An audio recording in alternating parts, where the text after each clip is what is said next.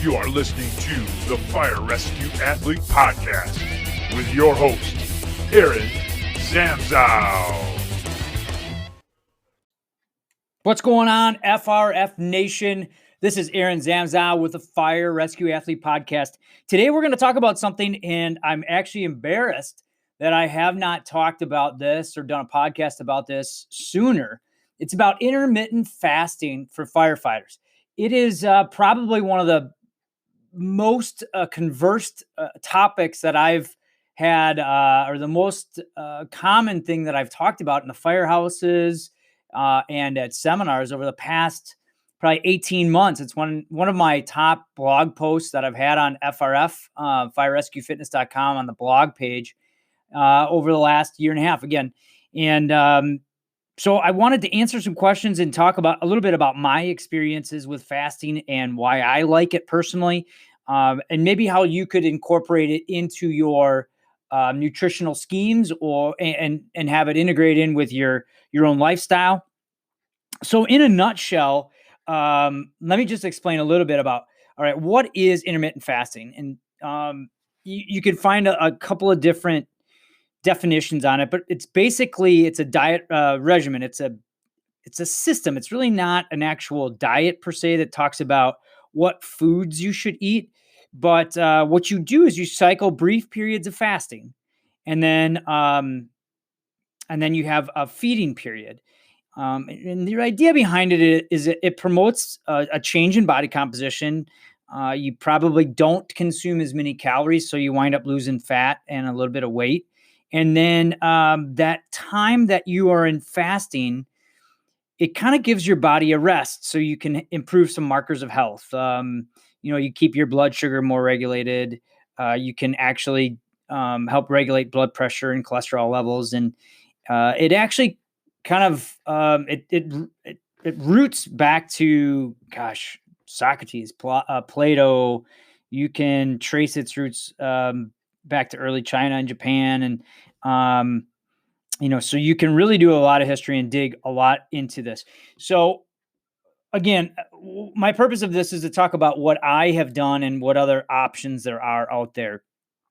So again, intermittent fasting is you take a time where you don't eat, and then you have a window where you do fuel and feed. And again, it might be good for what the research is showing is that the fasting part is good for your heart.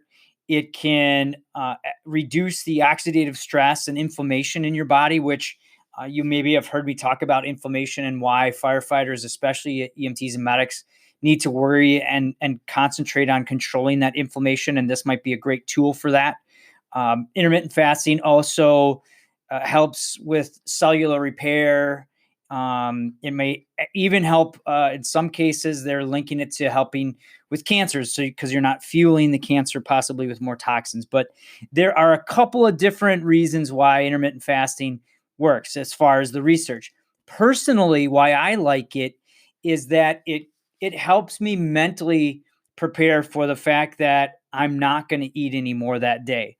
And I'll give you an example. So what I do, and there are different ways to fast. There are different ratios that you can use. There's a 16-8 method. There's an eat, stop, eat method. There's a 5-2 method. So let me just explain what those are. The 16-8, you basically, and what I do is I skip a breakfast, and then I wind up eating from about noon to 8. So you fast for 16 hours, you fuel for 8 hours then.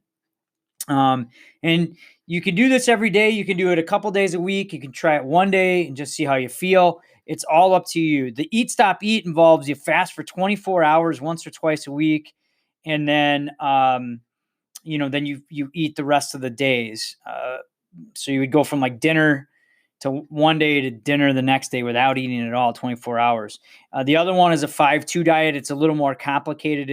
You only eat 500 calories on 2 days, and then you eat normally for 5 days. And those 500 calories can be stretched out throughout the day, but you just really restrict your calorie intake.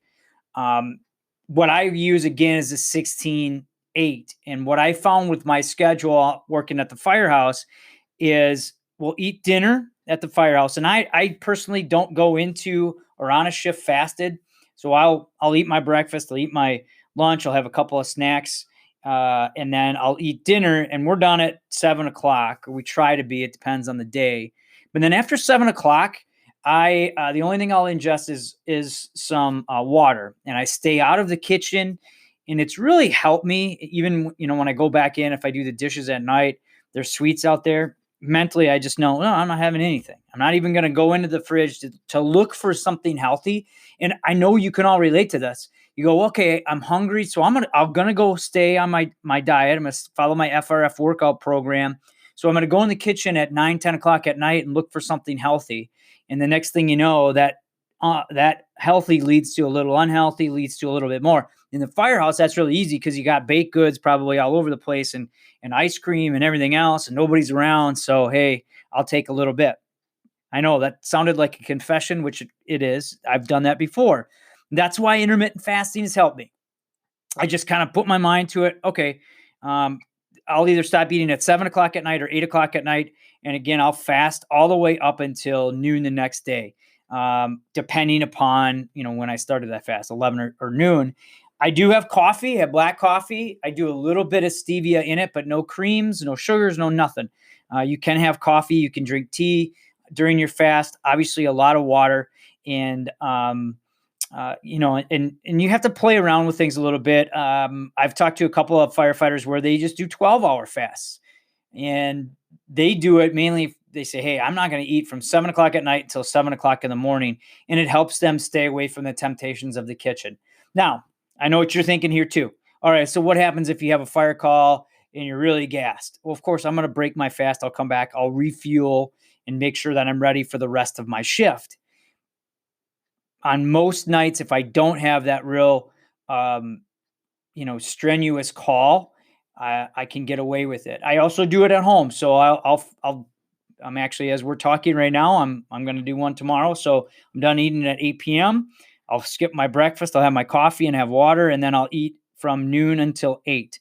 And the idea, though, is that you don't necessarily restrict your calories during that feeding time. And what I found is I just can't get enough of good calories. It feels like I'm eating all the time. And I actually look forward to that 8 o'clock where I'm like, okay, I'm done eating. And of course, this does take a lot of kind of self-evaluation. You figure out how you feel, what works for you. But really, that's the idea behind good health. You have to take what, the experts say and figure out kind of what works. And that's really what I try to do with FRF, is tell you, hey, this is what works for me. This is what's worked for other firefighters. You got to play around with it to see if it meets your schedule. Again, that 16-8 for me, skipping breakfast, has worked out tremendous. And you'd think, okay, so what do you do? Do you work out on fast? I actually started to, and I feel really, really good when I do it. Now, don't get me wrong. There are times where I'm kind of struggling, and that's where, honestly, the coffee or the green tea will help. It gives me just a little bit of energy. But once I start working out, I really don't get that upset stomach. I don't get that, really cloudiness. And you will have bouts of that. You might feel a little bit cloudy at times, but after a while, and you do the fast for a couple times in a row, it seems to go away. Other questions that I've had throughout this is, do you eat whatever you want then during your feeding period? And the answer to that is, well, you still eat healthy. I'm not going to go eat a ton of sugar. I'm not going to go eat a ton of additives and chemicals. I'm going to try to eat whole foods. Typically, you want to eat, your lean meats, a lot of vegetables, your fruits, and eat how you normally would. You may eat a little more frequently during that feeding time because you don't have as much time to consume all your calories. But you don't want to necessarily change up what you eat, especially if you've been eating pretty healthy. You just change the time frame in which you ingest it. So I hope that kind of gives you an overview of intermittent fasting. Now let's talk about some of the other things that come with this. Okay, what about headaches, and what about the stomach pangs, and again, we already addressed a little bit about working out on it, but I'll tell you, I do get some stomach pings every once in a while. And if you don't know what I'm talking about, it's hunger pains.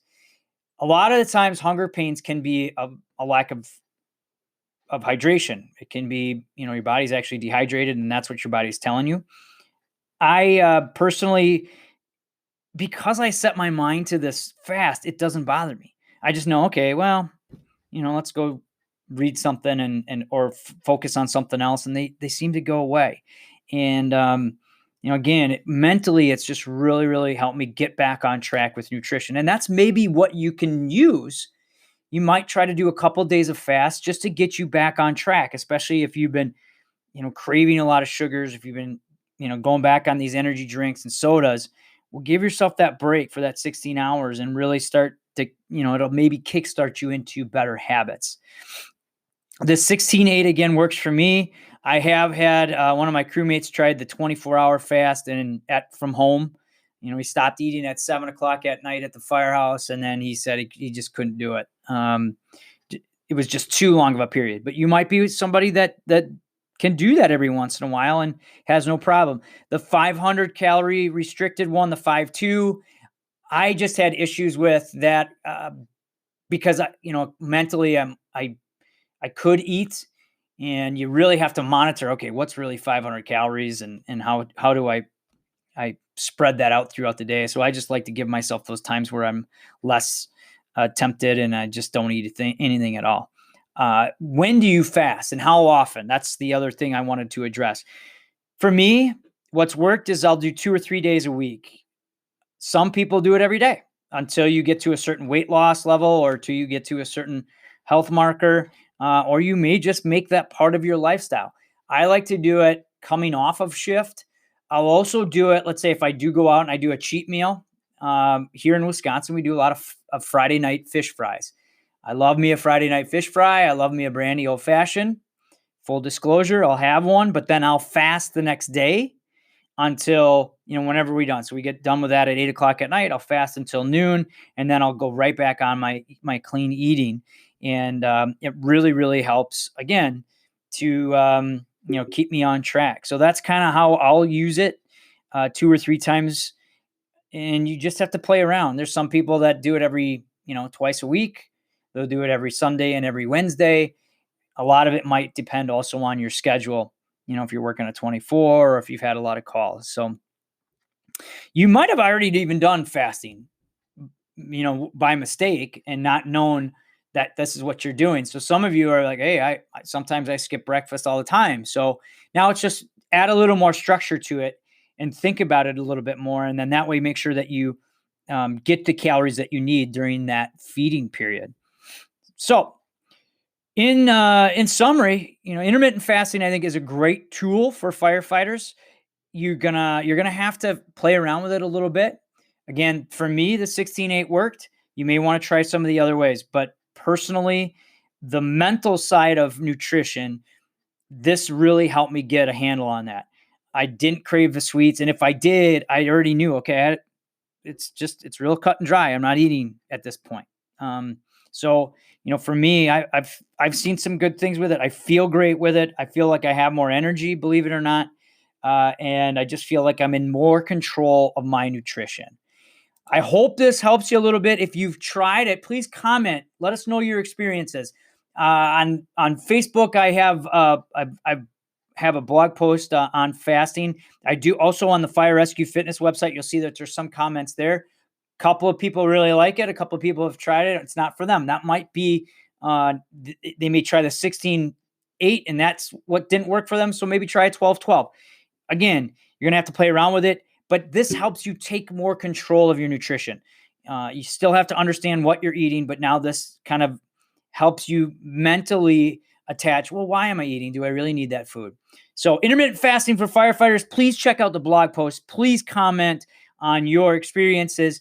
Please let me know if this helps you and what else I can do to help you get and stay fit for duty. Again, my name is Aaron Zamzow, the Fire Rescue Athlete Podcast. Thanks for tuning in. Until we hear each other again. Thank you for listening to the Fire Rescue Athlete Podcast with your host, Aaron Zamzow. Please tune in again soon for more fitness tips for fire rescue athletes.